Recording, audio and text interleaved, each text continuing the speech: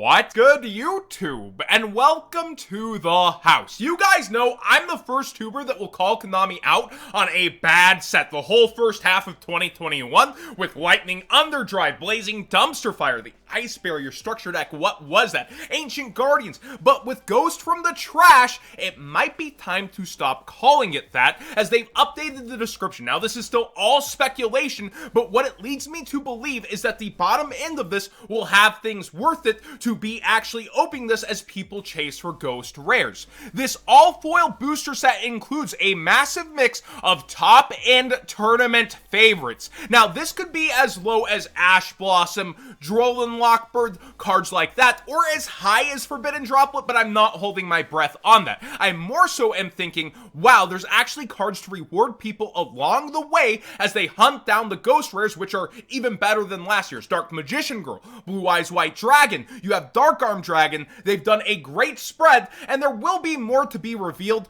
which will also influence how the entire estimated value pulled will go as people mass open cases, but I still think my approach would be get this sealed and keep it sealed personally. I'm not a financial advisor channel. I also don't have time traveling info brokers that tell me the future of how card prices will go, but when Konami adds a line like this along with dozens of other cards getting foil upgrades for the first time, which actually will have people excited for things like maybe Baby Sarasaurus, and then we do already know that they have Heat Soul, Boral End, and the new Crystal Beast Rainbow Dragon, and here being imported from the Rival versus Protagonist Ace Monster cards.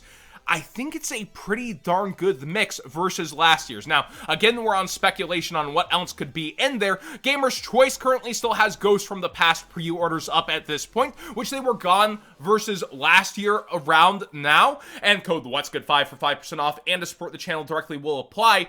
I think that with these, they're way more ordered than last year. I think a lot more people went deep. There could be 4x of this product versus the previous Ghost from the Past. But if there is true incentive to actually rip this open for multiple top-end tournament favorites and they turn out to be pretty decent, that will end up having this shredded open versus held diamond hand sealed to where Ghost from the Past, the first one, is still on the market where it immediately went up and it has gone up further since the announcement of this and has looked better. But this already just on the top end, the second one, is a better product. It's also up on Big 3, which is actually slightly cheaper for a case, but the same price for display. Again, my approach, I think I would get it sealed to keep sealed personally, but I do think a ton of this has been ordered since it's still up for pre-sales at this point. What could be inside is all speculation. It could be the Structure Deck R Lost Sanctuary chopped up and pieced up in here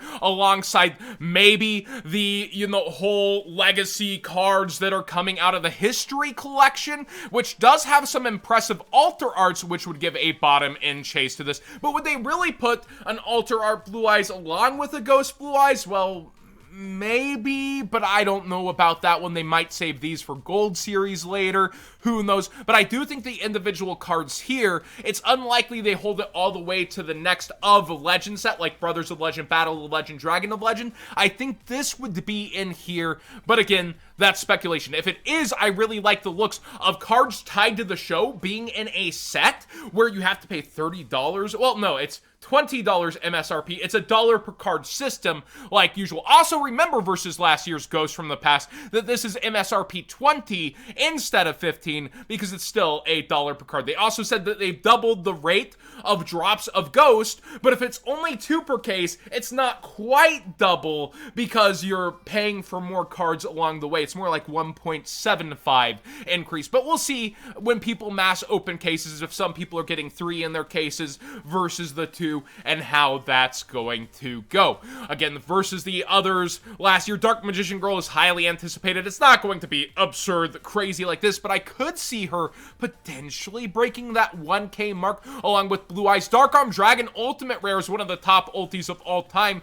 The Ghost will probably sandwich itself between the Unlim Secret and the Ghost Rare. I don't think it'll immediately pass the Ultimate Rare, but the Ghost Rare will be highly valued. And you have other, like Red Dragon Archfiend getting the Signers, Dragons, Ghost Complete Collection finally. It's interesting the direction they have gone. And Cyber Dragon is a huge fan favorite. I think the original art Cyber being Ghost will definitely pass the ulti of the alter art. That being said, what do I think of it versus the original? I think it's way better just on the premise of its top end, and it's really hard to be as bad as its lower end, which just offers so little value, evenly matched, picked out from a structure deck reprint, and so few reprints worth any value versus opening it up in this one, and yet it still did this good.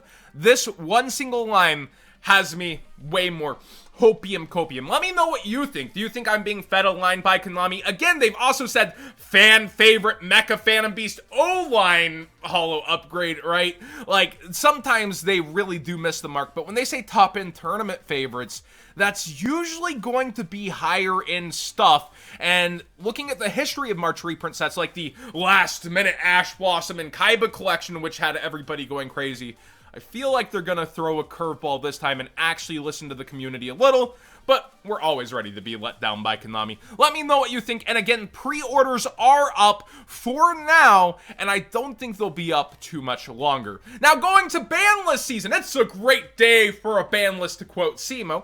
Dinglong is shooting up in price. I think this is full-on copium. You really think Sword Soul Tenyi is gonna get access to Dinglong in that negation engine? Please. But, yeah, it's getting bought out. You see, even the Unlims aren't on the first page near mint. They're $8+ over here, and our lowest first edition on the market is around $10. So people are really thinking that this engine can come back and be in Yu-Gi-Oh! It's so free in so many decks that already don't need that advantage. Really, you think they'll get this to, like, replace a Shatos? I don't understand Banlist speculation sometimes, especially with this, as he's been gone for a long time, but I guess, isn't it free in the OCG is maybe your theory? They also have 3 Max C over there, just saying. Nemesis Corridors, people huff the Thunder Dragon Copium, is also spiking on up, not to ridiculous proportions, but about to $2, which for an old ultra rare, not the worst. I believe this is the only printing of him as well, if I'm not mistaken. So yeah,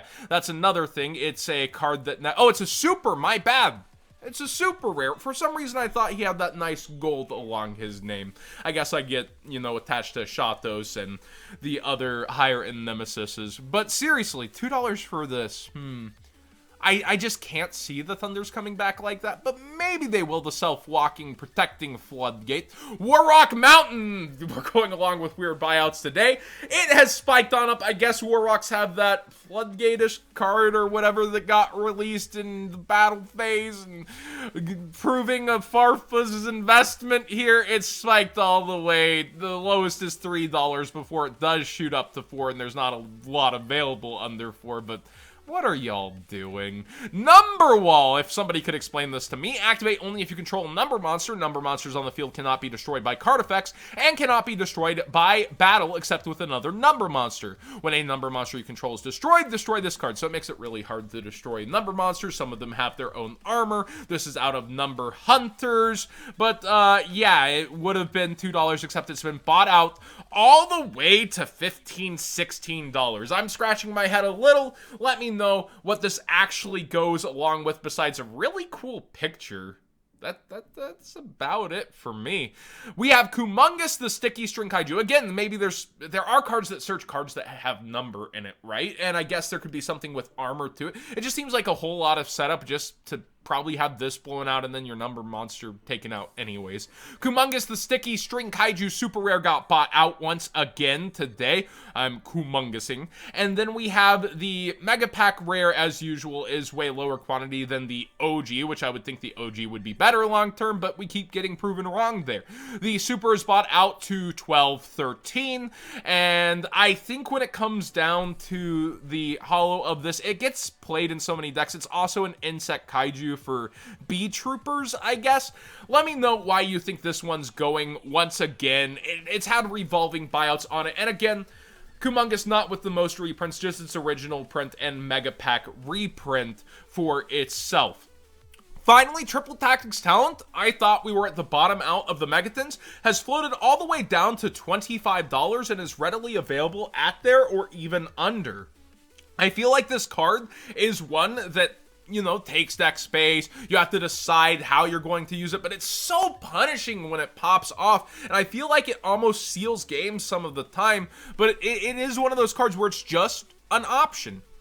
You don't have to play it. It gets overshadowed by stuff like Droplet and Dark Ruler no more a lot, but this card, I'm seeing it played a lot more on Dueling Book, yet it continues to go down in price. Let me know what you think about Triple Tactics Talent. Is it just not enough versus those established boards? It's not good enough to draw 2 cards. It's just getting negated because they put so many negates out. How do you feel about this card and how it's bottomed out here from the original hype where it was trying to cling on to $40 when the 10s released? It's almost cut in half in price. And speaking of that, you know, divide by 4 on Crossout Designator versus those terrible pre-sales. It's actually getting a little traction right now and heading back up.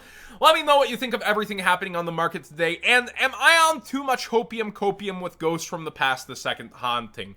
I feel like when Konami puts a really strong line like this in here, at first I thought they were on their own stuff, calling it last spring's phenomenon. It's got everything that made it a smash hit and more ghost rares. Like, I really thought they were going with the old model, but them actually focusing top-end tournament favorites and putting that line out there, it's got my eyebrow raised at least to where even I kind of want to jump on it. Thanks for watching. Please subscribe if you haven't already. Give this video a thumbs up if you enjoyed the conversation. And again, I think this updated a while ago, but I just noticed it recently. I know it's different than the old descriptions for sure, though. When you click here and they have the old description, of course, they've updated the rival protagonist cards, but that specific line, they're selling even me on it, I feel like, and it's so hard because Konami does let you down so much, but this might be one of the best sets that they really released this year.